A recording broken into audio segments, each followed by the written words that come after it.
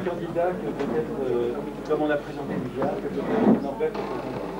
C'est une personne célèbre qui a écrit beaucoup d'ouvrages et qui honore beaucoup notre université en venant prendre la parole. Et d'ailleurs, notre université ayant une pratique face à la sauvagerie que vous connaissez tous, nous sommes bien évidemment dépêchés de considérer Jacques Heilbronn comme notre sauvage de service.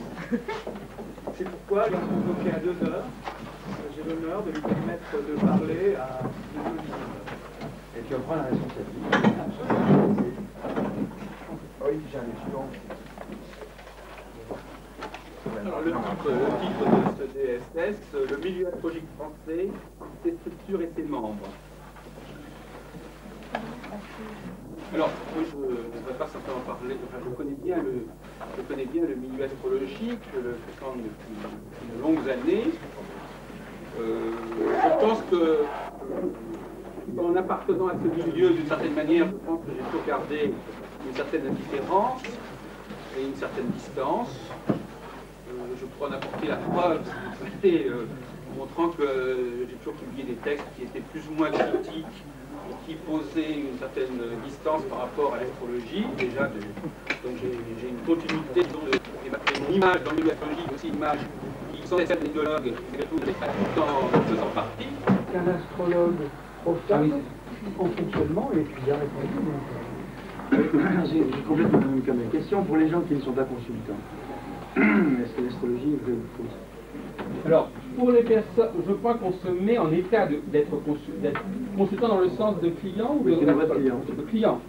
Alors, je crois qu'à partir du moment, il est évident qu'au moment, moi je répondrai de manière ponctuelle, au moment où la consultation ou l'acte de consultation, il est évident que la personne se met en état de croyance, en état de disponibilité. Il est possible que 5 minutes avant et 5 minutes après, elle ne le soit plus. C'est-à-dire qu'il y a un moment privilégié, un lieu privilégié qui est la consultation, qui dure 1 heure, 2 heures, et on ne peut pas, et je crois qu'on ne peut pas induire que parce que la personne qui vient voir l'astrologue à un moment donné, à tel jour, à telle heure, est demandeuse d'astrologie, ça ne veut pas dire qu'elle le sera le lendemain.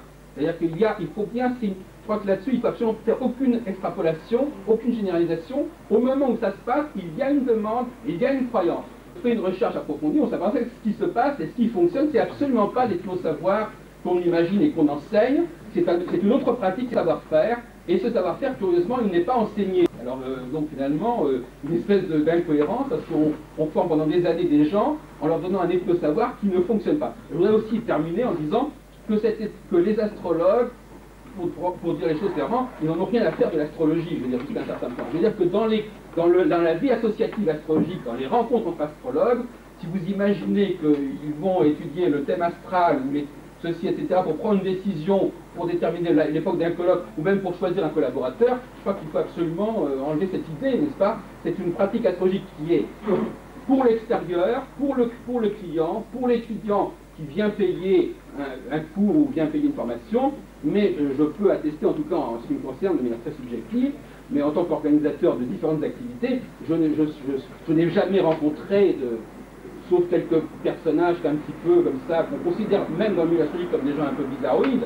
En fin de compte, le marginal dans le milieu astrologique, c'est celui qui pratique l'astrologie. Je veux dire, c'est d'ailleurs celui qui la pratique, non pas seulement pour ses clients, et qui la pratiquerait par rapport à ses collègues. D'ailleurs, moi, quand quelqu'un, pour une raison ou pour une autre, se permet de me faire des observations dans une réunion sur le fait que j'ai un thème ceci ou cela, je lui dis, je suis désolé, je ne suis pas votre client, je n'ai pas fait de demande, je ne suis pas allé vous voir pour que vous me parliez de moi, alors laissez-moi tranquille. Je veux dire, et effectivement, c'est pas mon propre discours. D'une manière générale, aujourd'hui, et depuis déjà pas mal d'années, l'astrologie fonctionne, alors en tant que recherche éventuellement, c'est-à-dire recherche, c'est à demander s'il y a un fait astrologique dans l'absolu, s'il y a une certaine influence des arts, effectivement il y a des recherches qui sont valables, mais ces recherches sont tellement éloignées de ce qui est demandé et des capacités qu'on suppose chez l'astrologue, qu'en fin de compte, on peut presque dire que ce sont deux mondes différents. C'est-à-dire que quand les travaux de Michel Gauquelin, par exemple, qui existe depuis 40 ans,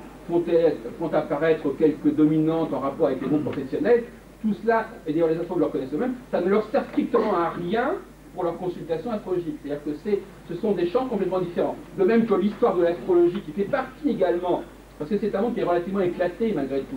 Il y a les chercheurs, il y a les astrologues, il y a les historiens, qui eux souvent connaissent beaucoup mieux la littérature astrologique que les astrologues eux-mêmes, qui sont souvent d'ailleurs de milieux universitaires qui n'ont aucun rapport au niveau du profil social, mais qui sont également membres quelque part de cet ensemble. La seule différence, c'est qu'au lieu que dans une société que dans un certain nombre de sociétés, on trouve à la fois dans la même société, dans le même ensemble, des historiens, des chercheurs, des clients, des professionnels, là, ce sont des populations qui finalement, souvent, ne sont pas liées entre elles. Et par exemple, je peux vous assurer que pour rassembler dans un même groupe des historiens de l'astrologie avec un background universitaire et des astrologues, ce n'est pas évident. Donc c'est une société qui, quelque part, est clivée.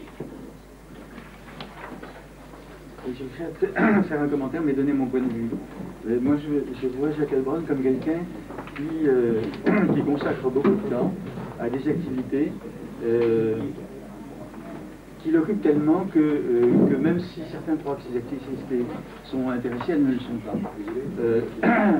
Il y a énormément d'ouvrages qui, grâce à vous, sont parus, qui sont extrêmement intéressants, extrêmement documentés, et qui visiblement sont dus à votre impulsion. Je ne reconnais pas la liste exacte, mais c'est absolument incroyable. Il y a des gens qui fréquentent des bibliothèques, des associations grâce à vous. Il y a des gens qui ont commencé à s'intéresser à des sujets qu'ils n'auraient jamais traités. C'est-à-dire que j'ai l'impression que dans la vision de ces milieux, vous êtes quelqu'un qui traite énormément de bien, sans qu'on le reconnaisse, et puis sans qu'on le sache et sans que vous le sachiez. Et c'est ça l'étrangeté, parce qu'au moment où vous interroge sur ce que vous faites, la réponse est celle que nous venons d'entendre. Ça ressemble à l'histoire de quelqu'un qui serait tout le temps dans l'église, à ranger les chaises, à préparer les cierges, etc. Mais j'aime pas Dieu, du tout, mais Dieu n'existe pas, et puis il continuera à ranger les cierges, et puis il mettrait de l'argent dans des métiers, et il y a un mystère Jacques Heilbronn.